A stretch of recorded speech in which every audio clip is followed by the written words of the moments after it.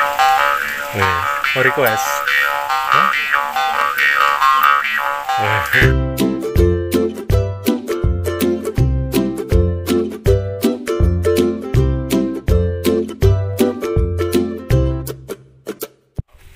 Hai guys, kali ini ketemu lagi bersama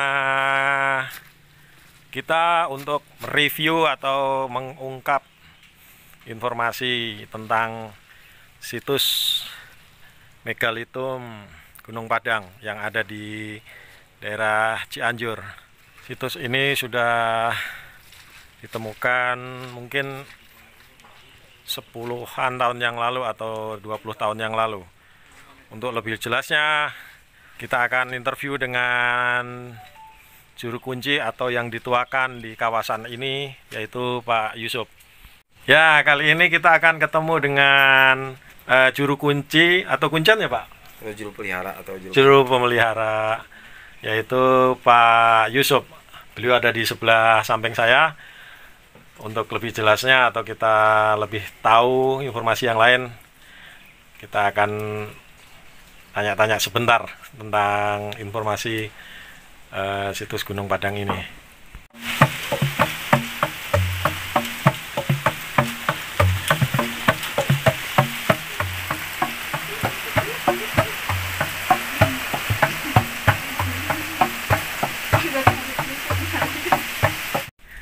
Halo, assalamualaikum Pak Yusuf. Waalaikumsalam. Punten Pak, bisa kasih informasi nih tentang apa sih arti situs atau Gunung Padang itu artinya apa Pak? Oh, ya baik Pak. Gunung Padang itu kalau menurut cerita orang dulu gunung yang terang, yang bersinar, yang bercahaya. Jadi dulu pada intinya orang yang datang ke sini hanya orang-orang yang mencari pencerahan. Pada intinya untuk mendekatkan diri kepada Sang Maha Pencipta dengan berbagai keyakinan, agama, kepercayaan. Ya mungkin pada intinya berdoa. Kalau mungkin orang muslim tempat bertafakur, takfuru, berzikir, berdoa, pada intinya tempat mendekatkan diri kepada Sang Maha Pencipta. Iya. Ya, jadi setelah orang mendekatkan diri kepada Sang Maha Pencipta, disitulah akan ada titik terang. Mau keyakinan apapun, agama apapun, pasti akan menemukan titik terang. Dan atau Gunung Padang itu asal dari kata Padahnyang, yang artinya tempat berkumpulnya orang-orang suci dulu. Bahasa Sunda zaman dulu atau apa Pak? Bahasa Sanskerta atau apa itu ya? Katanya diambil dari bahasa apa itu namanya tuh, Sanskerta mungkin Padahnyang. Padahnyang, dari kata Padahnyang ya Pak. Iya. Padahnyang. Artinya ya itu Pak tadi ya. Berkumpulnya orang-orang suci. Iya. Namanya apa Pak? Alat musik? Karinding Pak. Ini karinding. Karinding. Kalau yang tadi celempung, ya kayak gendang. Ya. Dari bambu ya Pak? Bambu. Kulit bambu Pak? Iya. Bambu ya. Bunyinya bisa nyaring gitu ya Pak ya?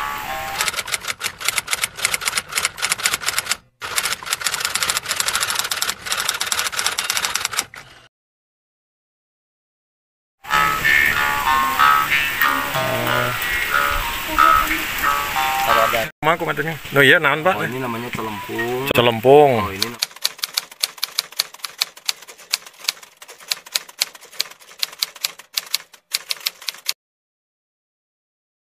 namanya karinding. Oh iya, teh karinding yang weng gitu ya Pak. Nih. Nih, mau request. Hah? Kawasan dia Paknya. Ngeriungna bebatuan di dia Pak ya. baik Pak. Jadi ini kan zona inti Pak. Mohon. Barat bangunan itu ini atap lah. Iya. Nah, ini sebelah timur Pak. Dari sisi timur Gunung Padang. Di bawah itu lembah Pak. Ya. Sampai ke sungai. Itu batas balokan batu Gunung Padang. Dari arah timur. Iya. Dari arah barat juga sama sungai Cipenggulaan. Mohon. Nah, dari arah utara, Bapak tadi kan ada nitip mobil motor. Ya. Nah, itu di bawah warung-warung itu Pak, sampai ke sungai, balokan batu masih terkubur. Oh. Nah, Jadi masih ada yang tersembunyi di bawah tanah ya Pak? masih luas. Radius area yang ada bebatuan Gunung Padang ini 29 hektar Pak. Atau 290 meter persegi. Estimasinya ya, kurang lebihnya ya. Estimasinya 200. Yang masih terpendam tanah itu. Ya. Nah, itu udah bukti Pak, udah diteliti. Ya. Nyebrang sungai nggak ada. punten Bapak tadi Bapak kan dia sebagai atap tas. Kalau pintunya di mana Bapak punten? Nah ini kan tadi saya perumpamaan ibaratnya ini bangunan, ini atap, gitu kan? Nah ini kan masih terpendam. Nah kalau untuk saya mengatakan pintu secara nyata, saya tidak tahu Pak di mana pintunya. Yang jelas tadi kita awal naik kan ada gapura Pak, pembuka pintu namanya. Ya, mohon. Dari utara itu gerbang yang nyata di atas, di darat Ya. itu ada gapura hanya sederhana. Ya. Itu gerbang untuk naik ke level 1, 2, 3, 4 hingga 5. Level yang nunjang, yang sebelah kiri, Iya, yang tangga yang nukik ke atas itu ya, iya betul. yang terjal. Oh, Itu yang nyata Pak. Oh, yang nyata. Si Gairus saya nggak Ya. bisa menunjukkan. ya. Ya itu kita nggak tahu ya Pak ya. Ya. Tapi punten Pak, ketika saya lewat di gapura itu beda Pak. Saya ngomong itu kayaknya kayak di dalam ember gitu Pak. Itu ada ini nggak penjelasan nggak? Terus di tempat lain nggak. Jadi ketika saya ngomong itu kayak suara ini bambu ini lah yang ditiup. Ya, itu ada gema Pak ya. Itu apa Pak? Itu bisa dijelasin Pak? Atau mungkin itulah salah satu tempatnya gitu atau apa gitu? Ya nggak bisa ya. Karena itu kan gerbang awal. Ah. Itu ibaratnya welcome Pak sama datang ya. di Oh situ. ya, ya, Jadi, ya betul Pak. Saya nggak bisa menjelaskan kalau di dalam lagi. Ya. Karena itu sambutan utama. Yo gitu. Tapi saya permisi Pak, udah punten. Assalamualaikum. Bagus. Abdi bade Ya. ameng lah istilahnya punten gitu. Ya kita kan bertamu di rumah orang atau alam lain, jadi kita ya istilahnya permisi Pak ya. Betul Pak. Terus di sini juga ada Pak di sebelah tengah tadi nih, yang suara agak kayak di dalam ember gitu ngomong. Jadi nggak situ ya ini Ber. Kok malah ngantuk kamu?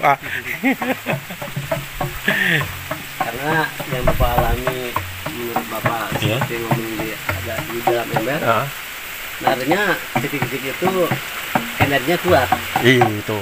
Ada tadi di situ di atas batu-batuan. Tapi Iya, saya kuat, itu punten ya. Misalkan saya nginjek tak. Dimensinya gitu. Ya, bener Pak. Itu saya rasakan sendiri. Tapi ya saya sih sifatnya ya percaya ya iya Satu kayak lagi Pak, di atas. Hah? Satu lagi ini. Ada juga. Oh yang di tengah ini atap 5 apa ini namanya teras 5. Ini yang terakhir. Oh ini ya Pak. Nah, Oh, seperti ini. itu, Pak. Oh dimensinya tinggi juga ini. Sangat itu. Oh, semua 5 teras ya Pak ya. Ya. Kembang pati abang biar ngebuka. Ya. Berdiri Pak, cuman ketutup tanah. Ketika penggalian batu ini sudah berdiri. Justru sekarang sebaliknya batu yang awalnya banyak berdiri sekarang udah pada rebah, belum dikembalikan lagi. Jadi kembali pertanyaan Bapak tadi. Oh, gitu. Soalnya kan punten tadi kan Ya, dibilang Pan. Aki baheula pan nyangkulan, Ya, nyen pelakan loh, berarti kan masih tanah begitu. Apakah karena sudah dilihat sini hamparan batu, ibaratnya punten maaf ya, sebagai batasan dulunya, jadi sebagian didiriin gitu maksud saya. Tembok batasan. tambahkan. Jadi dulu orang sebelum kesini, sebelum dirawat sama pemerintah, sebelum dipugar, jadi hanya tempat-tempat tertentu yang udah dibersihin. Bahkan kalau di tahun 1914 waktu itu Belanda yang tercatat yang namanya Ejektum, karena di sebelah timur ada pertambangan emas, besar kemungkinan orang Belanda itu dulu menambang emas. Nah, bukan hanya di situ, mungkin setiap gunung yang ada di sini diteliti. Nah, pas ke Gunung Padang itu ada tempat yang dibersihin dan disitulah ketemukan batuan yang berdiri dan itu belum kelihatan total dan dianggap batu nisan. Disitulah dianggap kuburan orang Belanda itu dulu. Oh, penemuan awalnya ya, Iya. menurut cerita-cerita ya Pak yang Iya, berkembang. Ini kelihatan dibersihin, dikorek, baru disemprotan ya banyak. Mungkin tadinya keuruk semuanya. Dulunya kan. ini Uruk semua kan Dulu, berarti. ini dulu tertutup sama belukar, hutan belangkara, makanya dulu masyarakat juga sempat bercocok tanam karena batuan-batuannya belum nampak. Jadi ada Setelah tanah lagi. ditemukan batu dan banyak dilaporkan kepada dinas terkait. Nah, dari situlah sekitar tahun 80 ini dibersihin sampai ini merah semuanya. Supaya tidak terlalu erosi, terkikis air hujan, jadi nampak. Yang tadinya batunya ini kan dia nampak juga. Setelah dibersihin dengan erosi, terkikis air hujan, jadi nampak batunya. Ini seperti ini. Itu. Ini kan rata juga ini. Tapi dulu sebagian juga yang atasnya kayak Borobudur atau candi yang lain sempat diambil batu buat ibaratnya dulu kan bikin rumah. bikin Bikin rumah rumah, ya. apa buat numbuk Ya. itu apa Ya. Nah, bisa juga mungkin Pak. itu waktu itu bukan cerita atau mitos. Sempet tetangga di sini dulu kan kalau di kampung bikin rumah itu panggung ya Pak ya. Nah, di bawahnya pakai batuan ini. Itu Nah, saya. ternyata itu menurut cerita orang dulu dan memang cerita orang waktu itu ada. Setelah rumah berdiri, rumah itu tidak bisa diam. Jadi dikembalikan lagi ke sini. Jadi dulu juga nggak ada yang berani masyarakat di sini ambil batuan dari sini. Karena dulu Seperti memang gempa, tempat Pak. ini Seperti dianggap gempa rumahnya sebagai itu, tempat tiap malam itu sakral, Oh, tempat keramat, tempat suci. iya. Terkecuali di lereng sebelah timur karena di situ Eta. di bawah di kali juga banyak ditemukan batuan-batuan seperti ini. Iya, itu ya benar. Pasti benar. Jadi dulu memang orang dulu menganggap ini sebagai tempat suci, tempat sakral. Maka meskipun Janari tengah peting, orang yang datang ke sini yang dari bawah bersuci dulu Pak. Dan itu dulu dipandu sama juru kunci lah kalau dulu. Yang mata air Pak. Nah dari mata air itu. Makanya saya simpen tadi ke situ. Saya foto terus kayak yang goyang, kayak ada yang lewat-lewat. Ada hapunten, apa kurang. Ya, punten ya Pak ya.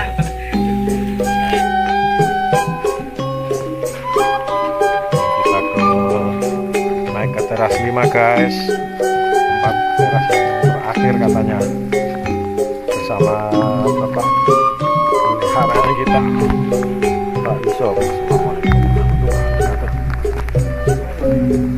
Oh, itu mana Pak yang batu singgasana?